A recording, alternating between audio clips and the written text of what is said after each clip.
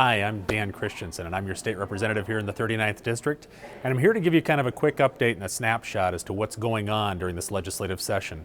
You know, we're only a few weeks into it, and it's already getting tough. You know, we, as all of us know, are faced with some major budget crises in our personal families and our businesses. You know, people are being laid off left and right, people's homes are foreclosing, and government has to decide itself, should it or should it not go through that, what I call the needs versus wants scenario. In other words, like you and I are having to do in our own homes, we're having to make some tough financial decisions. We're having to decide based on priorities, what's a need versus what is a want.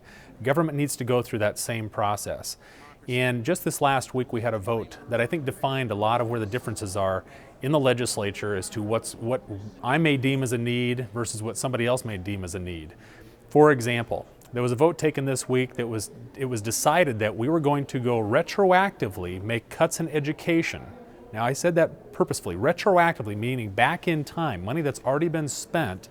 The state decided it's going to cut money from our schools all the way back into the middle of 2010, meaning money that our school districts have already spent. We're going to cut that money, and we're going to cut money out in the future in any kindergarten through fourth grade classes that we have out there. Huge problem, especially when those budget decisions have already been made at the local level. Our school boards, our teachers, everybody's already worked on their budgets.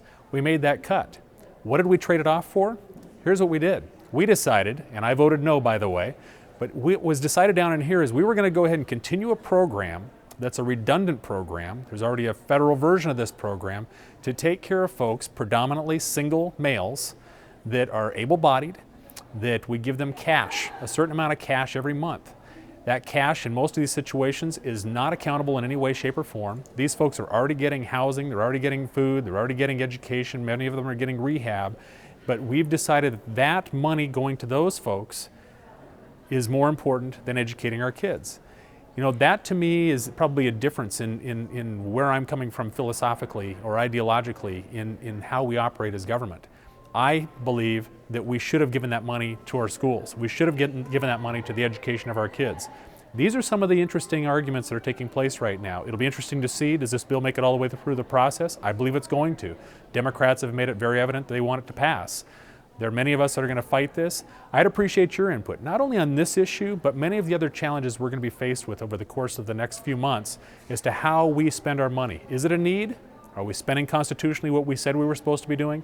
Or are we going out there and spending money on programs that are not only redundant, but may not have anything to do with what the Constitution says we should be providing? It may feel good, maybe what somebody wants, but is it truly a need?